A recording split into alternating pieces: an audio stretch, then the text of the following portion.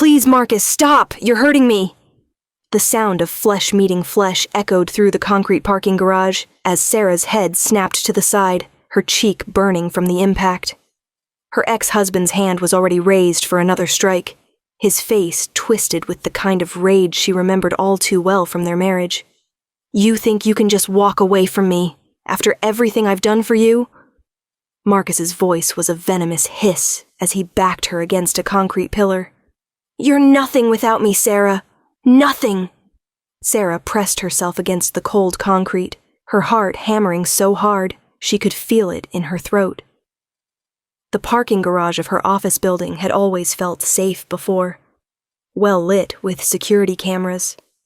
But at 9 p.m. it was empty, and Marcus had been waiting by her car like a predator stalking its prey.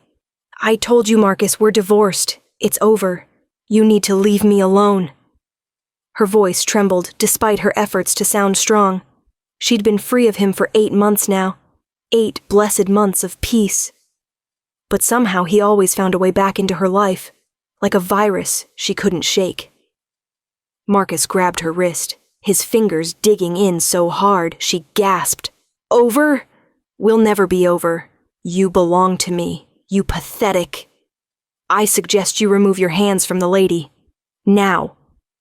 The voice that cut through the garage was smooth as silk, but carried an undertone of steel that made both Sarah and Marcus freeze.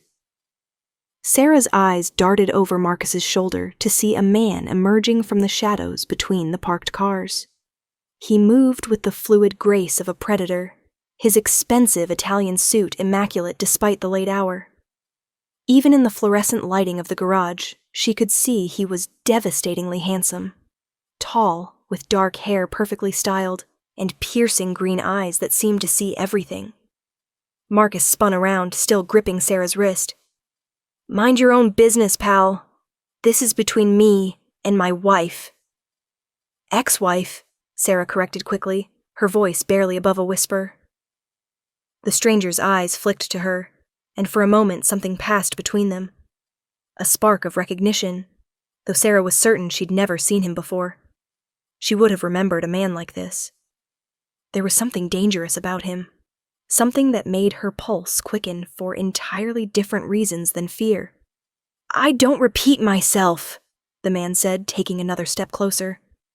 The threat in his voice was unmistakable now. Let her go! Marcus puffed up his chest, trying to look intimidating. At 6 feet tall, he was used to being the biggest man in the room. But this stranger had at least 2 inches on him and carried himself with the kind of confidence that came from real power, not the borrowed authority Marcus wielded as a mid-level insurance manager. Who the hell do you think you are? Marcus snarled. The man smiled, but it didn't reach his eyes. Someone you really don't want to cross. This is your last warning. Something in that smile made Marcus's grip on Sarah loosen slightly. She took the opportunity to twist away from him, stumbling slightly as she put distance between herself and her ex-husband. The stranger immediately positioned himself between them, a human shield in an expensive suit. Sarah, get behind me, he said quietly, not taking his eyes off Marcus. The fact that he knew her name should have alarmed her, but instead it sent a strange thrill through her. Who was this man? And why did she feel safer with a complete stranger than she had in months? Marcus was getting more agitated, his face red with anger and embarrassment. Sarah, you get back here right now. I'm not done talking to you. He lunged forward, trying to get around the stranger, but found his path blocked by an arm that might as well have been made of steel. Touch her again, the man said, his voice dropping to a deadly whisper, and die. Sarah felt a chill run down her spine. Those 4 words were spoken with such casual certainty that she didn't doubt for a second that this man could and would follow through on the threat. Marcus must have heard it too, because he actually took a step back. You're insane, Marcus said, but his voice had lost some of its bravado. Sarah, this isn't over. You can't hide behind your boyfriend forever. He's not, Sarah started to say, but the stranger cut her off with a slight gesture of his hand. Actually, he said, his voice returning to that smooth, cultured tone, I'd be very careful about making threats you can't keep, Marcus Brennan of 412 Oak Street. You wouldn't want your employer at Midwest Insurance to learn about your extracurricular activities, or your probation officer. Marcus went white. How do you... I know everything about you, Marcus, including the restraining order Sarah filed that you've been violating. I also know about the gambling debts you've been hiding from your current girlfriend, and the fact that you've been skimming from the petty cash at work. The stranger smiled again, and this time it was even more terrifying in its pleasantness. Shall I continue? Sarah stared at the man in shock. How could he possibly know all of that? She didn't even know about the gambling or the skimming, though it didn't surprise her. Marcus had always been weak and dishonest. Marcus looked like a cornered animal, his eyes darting between Sarah and the stranger. This isn't over, he repeated, but the fight had gone out of him. He backed away toward the garage exit, pointing a shaking finger at Sarah. You think you're so smart, but you have no idea who you're getting mixed up with. With that parting shot, he turned and practically ran for the exit. Sarah sagged against the concrete pillar, her knees suddenly weak with relief. It wasn't until she heard the screech of tires from the street level that she realized she was alone with a man who was possibly more dangerous than her ex-husband. She turned to face him, suddenly aware of how isolated they were in the empty garage. Thank you, she said carefully, but I should probably go now. He studied her for a long moment, those green eyes seeming to catalog every detail of her appearance. Sarah was acutely aware that she must look terrible, her blonde hair disheveled, her cheek probably already showing a bruise, her work clothes wrinkled from Marcus's rough handling. You're hurt, he said finally, and his voice had gentled considerably. Let me take a look at that. Before she could protest, he was standing in front of her, one hand gently tilting her chin so he could examine her cheek.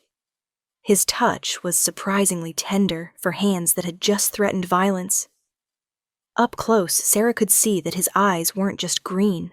They were the color of emeralds, with flecks of gold around the pupils. He smelled amazing, too, like expensive cologne and something uniquely masculine. It's not too bad, he murmured, his thumb barely brushing the spot where Marcus had hit her. But you should put some ice on it when you get home. Sarah found herself leaning into his touch before she caught herself. What was wrong with her? She'd just escaped one dangerous man.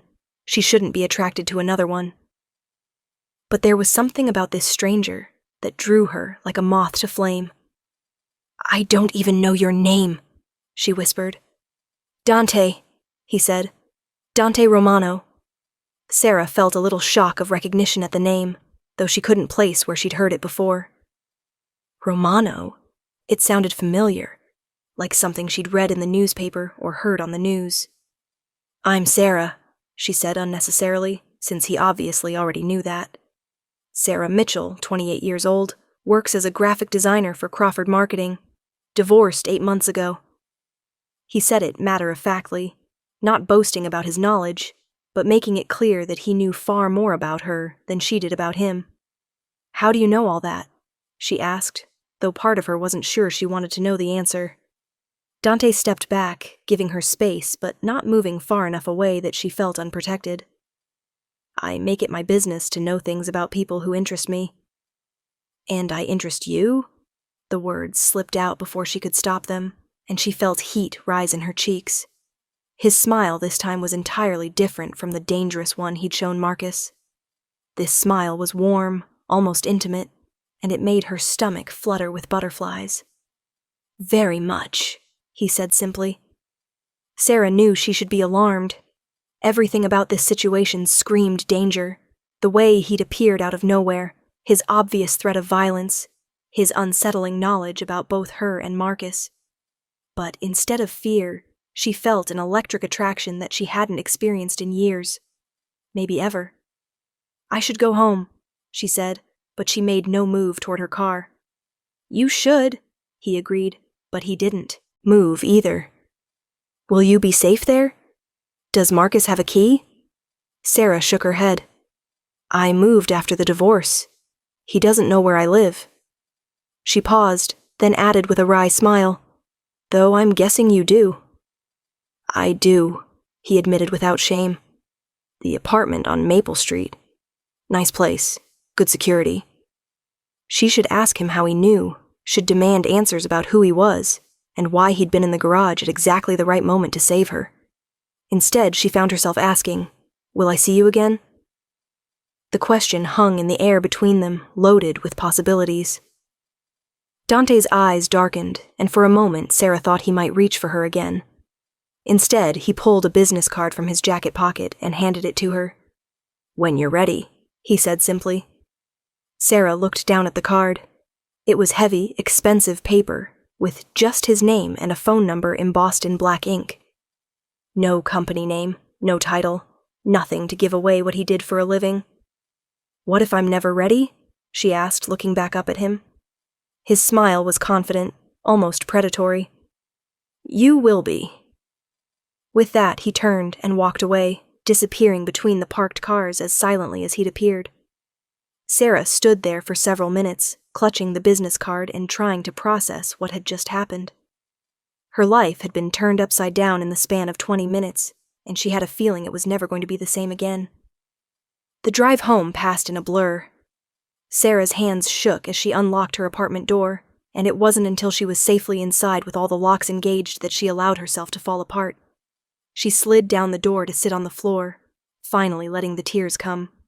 She cried for the fear Marcus still inspired in her, for the humiliation of being found in such a vulnerable position, and for the confusing mix of terror and attraction she felt toward her mysterious rescuer. When the tears finally stopped, she dragged herself to the bathroom to assess the damage. Her cheek was swollen and already turning purple. It would be impossible to hide at work tomorrow, which meant awkward questions and pitying looks from her coworkers. She pressed a bag of frozen peas to her face and tried to figure out what to do next. She should call the police and report that Marcus had violated the restraining order. She should probably also report the mysterious way Dante Romano had known so much about both of them.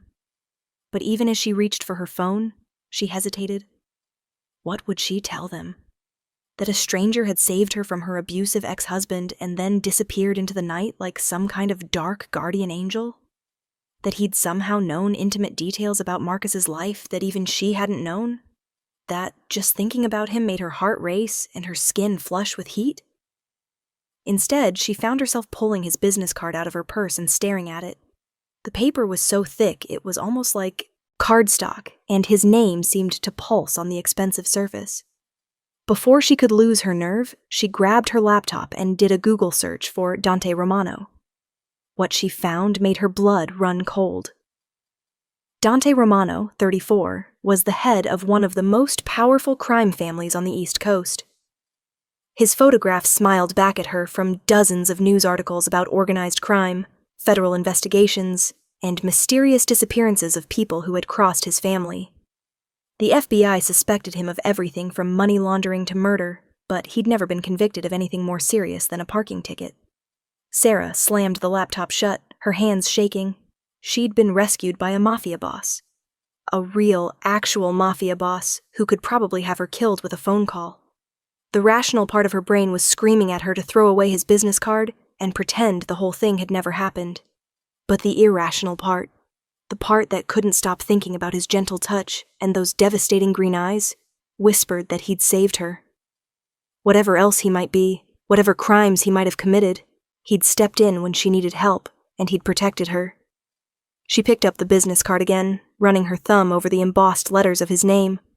3 days passed before Marcus tried to contact her again. Sarah had almost convinced herself that Dante's threat had been enough to scare him off permanently when she found a dozen red roses outside her apartment door, with a note that made her blood run cold. "I'm sorry, baby. Let me make it up to you. I'll be waiting at Luigi's at 8 p.m. If you don't show, I'll come find you." Luigi's was the Italian restaurant where Marcus had proposed to her 3 years ago. The roses were the same type he'd given her on their wedding day. Everything about the gesture was designed to manipulate her emotions and make her remember the good times they'd shared before his true nature had revealed itself. Sarah stared at the note until the words blurred together. She knew Marcus well enough to know this wasn't really an invitation.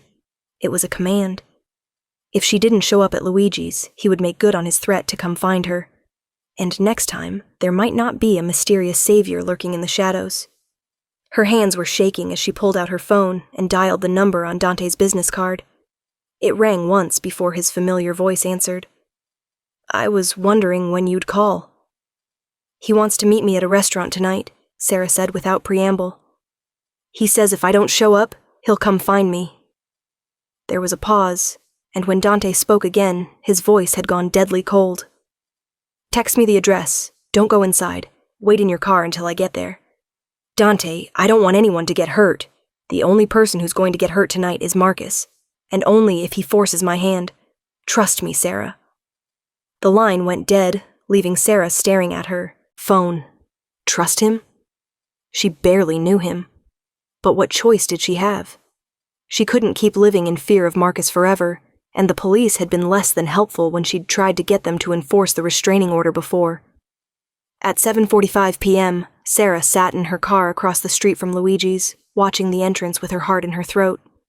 She'd dressed carefully, not too nice, because she didn't want Marcus to think she was trying to impress him, but not too casual either because that would just make him angry. It was exhausting, trying to manage his moods even when they were divorced.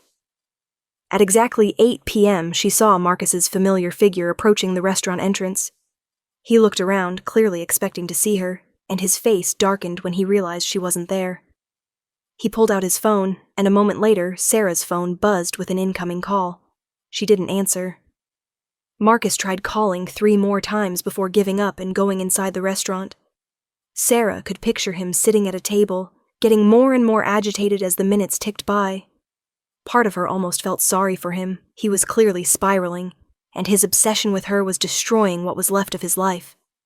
But then she remembered the feel of his hand across her face, and the terror in his eyes when he'd cornered her in the parking garage, and her sympathy evaporated. At 8:20, a sleek black sedan pulled up in front of Luigi's, and Sarah's breath caught as she watched Dante emerge from the back seat. Even from across the street, he commanded attention. His suit was perfectly tailored, his movements confident and purposeful. He said something to the driver before walking into the restaurant. Sarah gripped her steering wheel and waited. 10 minutes later, the restaurant door burst open, and Marcus stumbled out looking like he'd seen a ghost. His face was white, and he kept looking over his shoulder as he hurried to his car. His hands shook so badly it took him 3 tries to get his key in the ignition. Dante appeared in the doorway, watching Marcus's hasty retreat with obvious satisfaction. He pulled out his phone and made a brief call, then walked over to Sarah's car. She rolled down her window, her heart hammering. "What did you say to him?" "I explained that his behavior toward you was unacceptable and would have consequences if it continued," Dante said calmly. "What kind of consequences?" His smile was sharp. The kind that would make it very difficult for him to bother anyone ever again. Sarah shivered, but not entirely from fear. There was something darkly appealing about having someone willing to protect her so thoroughly. Marcus had spent years making her feel helpless and afraid, but Dante made her feel powerful just by association. "Is it over?" she asked.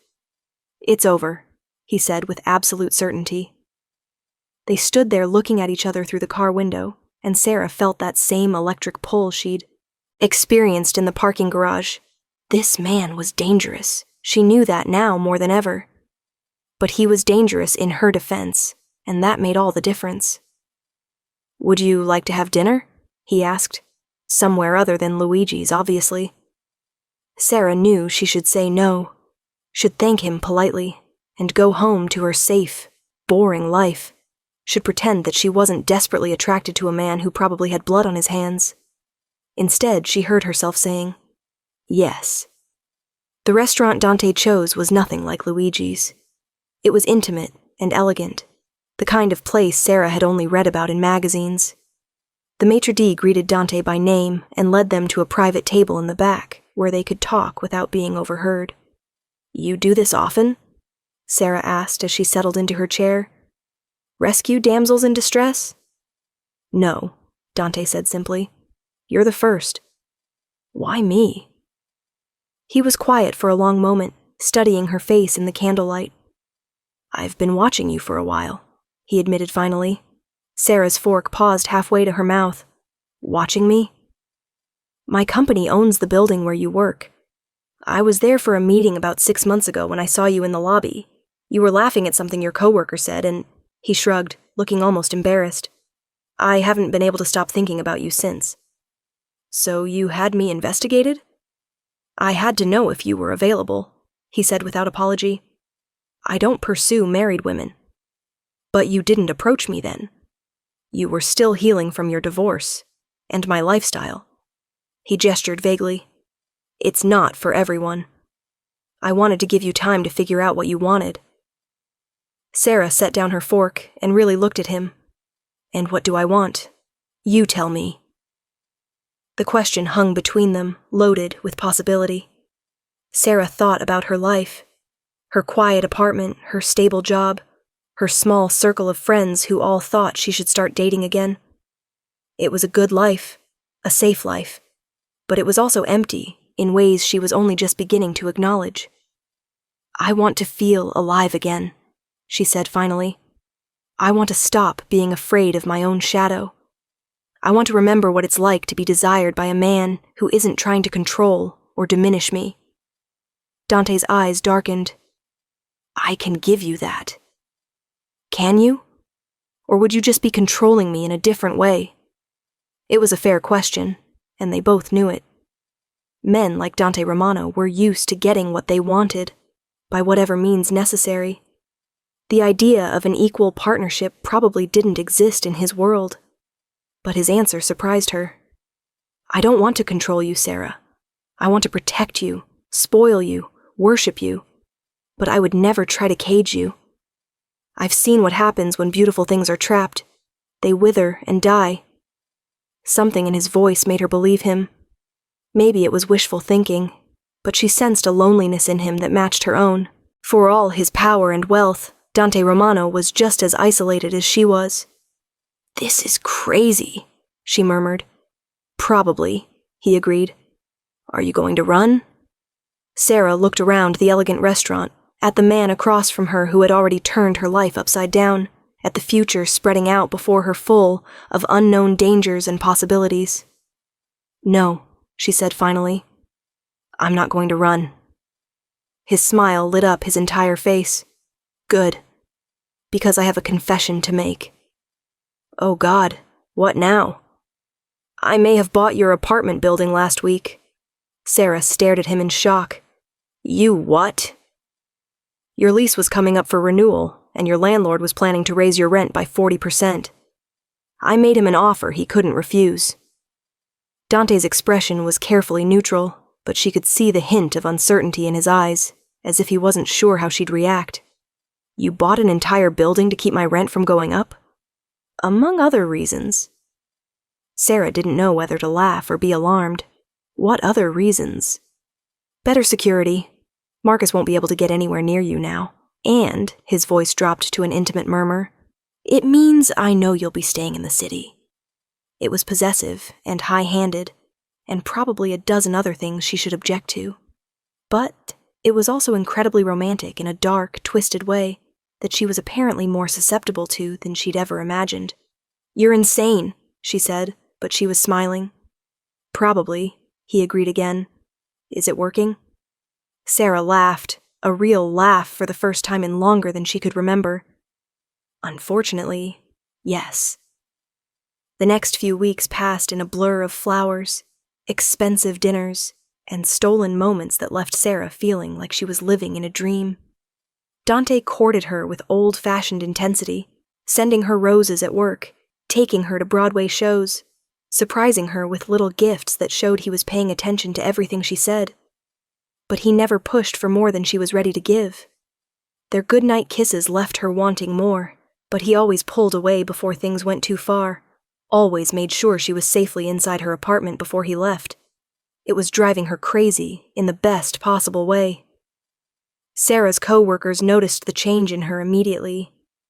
The bruise on her face had faded, but more than that, she carried herself differently. She smiled more, laughed easier, and had started wearing clothes that actually flattered her figure, instead of hiding it. Who is he? Her friend Jessica demanded over lunch one day. And don't tell me there's no one, because you're practically glowing. His name is Dante, Sarah said carefully. He's in business. What kind of business? Sarah took a sip of her coffee to buy time. She couldn't exactly tell Jessica that she was dating a Mafia boss. Import ashes export. It wasn't technically a lie. From what she'd been able to gather, Dante's legitimate businesses did include several import companies. She just didn't ask too many questions about what they imported or where it came from. Is it serious? Jessica pressed. I don't know, Sarah admitted. Maybe. Probably. It's complicated. That was the understatement of the century. Dating Dante meant accepting that there would always be parts of his life she couldn't know about. Bodyguards in expensive suits who followed at a discreet distance, and phone calls he had to take in another room. It meant wondering if the man she was falling in love with had ever killed anyone, and realizing that she might not care if he had. It should have terrified her. Instead, it was oddly liberating. 3 weeks after their first dinner, Dante took her to his penthouse apartment for the first time. Sarah had expected opulence, but the reality still took her breath away. Floor-to-ceiling windows offered a stunning view of the city skyline, and every piece of furniture looked like it belonged in a museum. It's beautiful, she said, walking over to the windows, but it doesn't really feel like you. What do you mean? Sarah gestured around the immaculate space. It's perfect, but it's cold. Like a hotel room. Dante joined her at the window, standing close enough that she could feel the heat radiating from his body. I've never really thought of it as home, he admitted. It's just a place to sleep. Where is home for you? He turned to look at her, and the intensity in his eyes made her breath catch. I'm starting to think it might be wherever you are. The words hung in the air between them, heavy with meaning. Sarah turned to face him fully, her heart hammering in her chest. This was the moment she'd been both anticipating and dreading, the moment when they stopped pretending this was just a casual relationship and acknowledged what was really happening between them. Dante, she whispered. I know, he said quietly. I know this is moving fast, and I know I'm not the kind of man you plan to fall for. But I'm in love with you, Sarah. Completely, irrevocably in love with you. Sarah felt tears prick her eyes. I love you too, she said, the words tumbling out before she could second-guess them. I love you, and it scares the hell out of me. Why? Because I don't know how to love someone like you.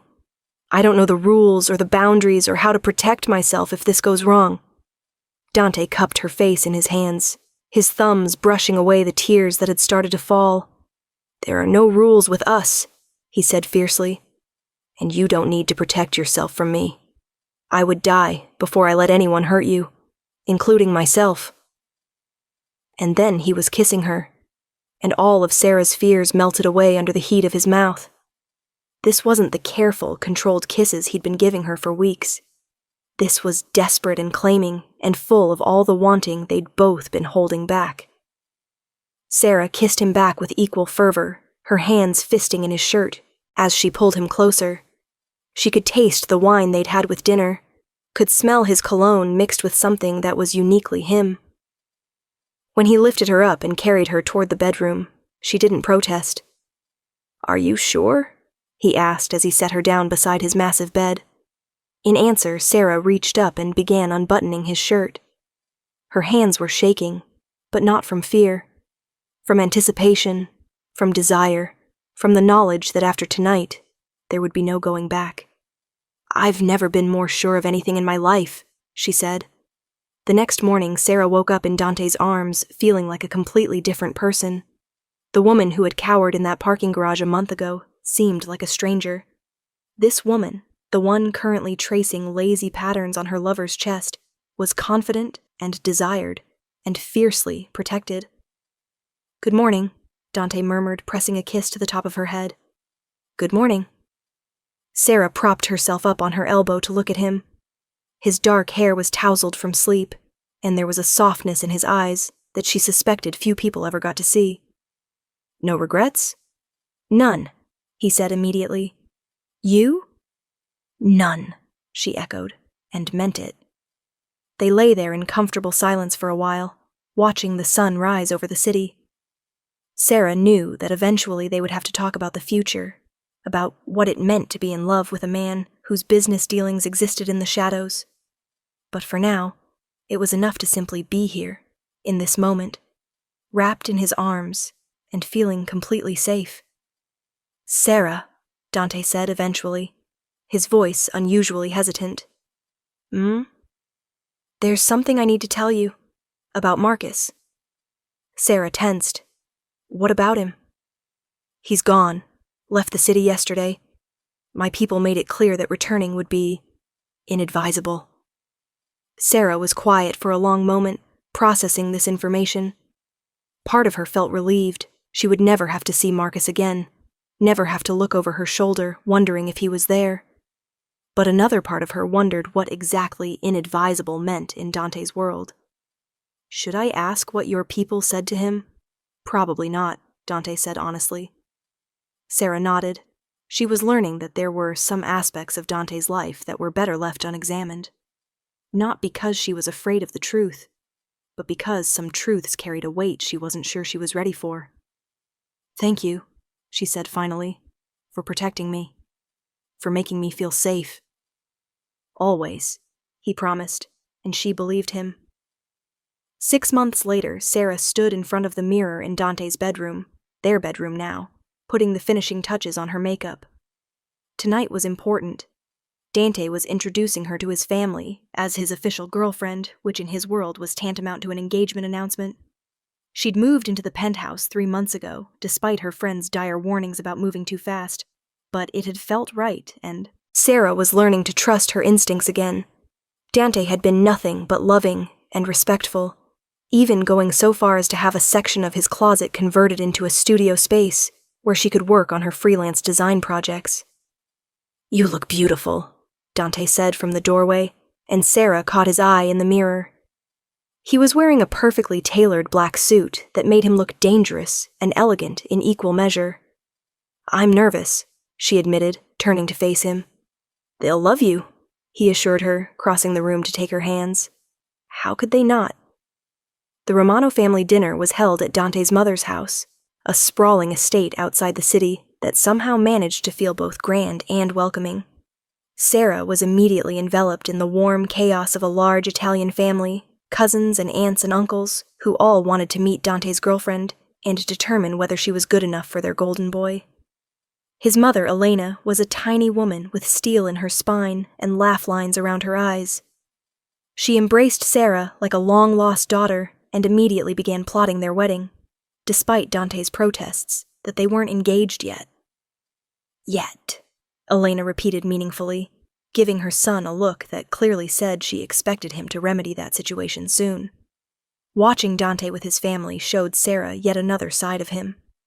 Here, he wasn't the feared mafia boss or the smooth businessman. He was just a son and brother and cousin who helped his elderly aunt to her seat and patiently listened to his youngest niece chatter about her school play. "You fit," his sister Maria observed, finding Sarah alone on the terrace after dinner. "I wasn't sure you would. Dante's lifestyle isn't easy on relationships, but you fit." "I love him," Sarah said simply. "I can see that. And more importantly, I can see how much he loves you. He's different with you, lighter, happier. More like the man he used to be before." She trailed off. "Before what?" Maria gave her a long look, clearly debating how much to say. "Before our father was killed and Dante had to take over the family business when he was barely 25. He's carried a lot of weight on his shoulders for a long time. But with you, he smiles again." The drive back to the city was quiet, both of them lost in thought. Sarah kept replaying the evening in her mind, the warmth of his family, the way they'd accepted her without question, the casual mentions of "when you two get married" that had sent her heart racing. "What are you thinking about?" Dante asked as they pulled into the parking garage of their building. "Your mother asked me what kind of flowers I wanted our wedding," Sarah said with a laugh. "And what did you tell her?" "That we're not engaged." "Yet," Dante said, echoing his mother's words with a smile that made Sarah's stomach flutter. They rode the elevator up to the penthouse in charged silence. the air between them crackling with possibility. Sarah had been waiting for Dante to propose for weeks now, ever since he'd casually mentioned looking at rings. But she was learning that he did everything in his own time, in his own way. What she wasn't expecting was to find their living room filled with white roses and candles, creating a romantic wonderland in the space that had once felt so cold and impersonal. "Dante," she breathed, turning to find him down on one knee behind her, a ring box in his hands. "Sarah Mitchell," he said, his voice rough with emotion. "You saved me in that parking garage just as much as I saved you. You brought light into my darkness, warmth into my cold world, and love into a heart I thought was too damaged to feel it. Will you marry me?" The ring was perfect, a classic solitaire that caught the candlelight and threw it back in brilliant sparks. But Sarah barely saw it through her tears. "Yes," she whispered, and then louder, "Yes! Of course yes!" Dante slipped the ring onto her finger with shaking hands, then stood and swept her into his arms, spinning her around as she laughed and cried at the same time. "I love you," he said against her lips. "I love you so much it sometimes scares me." "Good," Sarah said, framing his face with her hands. "Because you're stuck with me now. Promise?" "Promise." 1 year later, Sarah Romano stood at the altar of the small church where Dante's parents had been married, watching her husband-to-be wait for her at the other end of the aisle. He looked devastatingly handsome in his black tuxedo, his eyes bright with love and promise. The past year had brought challenges, learning to navigate the complexities of being engaged to a man whose business dealings couldn't always stand up to scrutiny, dealing with the whispers and speculation that followed them wherever they went, accepting that there would always be bodyguards and security measures, and parts of his world she couldn't fully understand. But it had also brought joy beyond anything she'd ever imagined. Dante loved her with an intensity that sometimes took her breath away. He protected her, cherished her, supported her dreams, and made her feel like the most precious thing in his world. As she walked down the aisle toward him, Sarah thought about the woman she'd been a year ago. Scared, beaten down, hiding in the shadows of her own life. That woman never could have imagined this moment, this happiness, this absolute certainty that she was exactly where she belonged. Dante's eyes never left hers as she approached, and when she finally reached him, he took her hands with a smile that was just for her. "Ready?" he murmured. "Ready?" she confirmed. The ceremony was beautiful, intimate, and perfect. When Dante kissed her at the end, her husband now, officially and completely, Sarah felt like her heart might burst with happiness. Later, at the reception, as they swayed together on the dance floor surrounded by friends and family, Dante whispered in her ear, "No regrets." Sarah looked around at the faces of all the people who loved them, at the life they were building together, at the future stretching out before them full of possibility and promise. "None," she said, echoing the words they'd spoken that first morning in his bed. "Not a single one." "Good," Dante said, spinning her around as the music swelled. "Because you're stuck with me forever now. Promise? Promise." As the song ended and their guests erupted in applause, Sarah Romano kissed her husband and knew that whatever challenges lay ahead, they would face them together. The scared woman in the parking garage was gone forever, replaced by someone strong and loved and complete. And if sometimes she caught glimpses of the darkness that lurked at the edges of Dante's world, if sometimes she wondered about the things he shielded her from, she found that she could live with the mystery. Because some love stories didn't follow conventional rules, and some guardian angels came wrapped in expensive suits with dangerous smiles. Hers had found her in her darkest moment and shown her how bright life could be. And that was enough. More than enough. It was everything. Thank you so much for watching this video. If you enjoyed it, please subscribe, because I am trying to prove to my mom that I can actually do this. It would mean the world to me. I love you all. Have a nice day.